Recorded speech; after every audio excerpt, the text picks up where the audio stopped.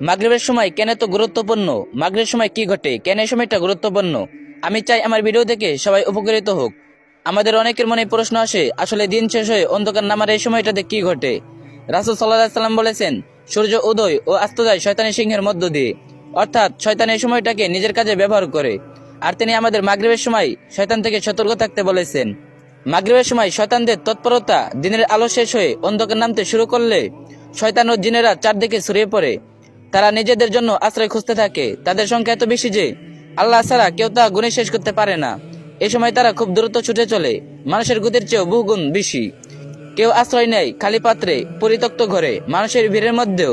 মানুষ টেরও পায় না, কারণ শয়তানদের মধ্যেও শক্তির লড়াই আছে। শক্তিশালীরাই টিকে থাকে। শয়তান কোথায় থাকতে পছন্দ করে? শয়তান স্বাভাবিকভাবেই নাপাক জায়গা পছন্দ করে। তাই তাদের বেশি দেখা যায় টয়লেট ও পায়খানায়, আবর্জনা স্থানে, নোংরা পরিবেশে। এই সময় আশ্রয় খুঁজতে গিয়ে তারা কখনো কখনো শিশুদের সঙ্গে সংঘর্ষে পড়ে। শিশুদের কেন বেশি ক্ষতি হয়? যদি কোনো শিশু মাগরিবের সময় বাইরে থাকে,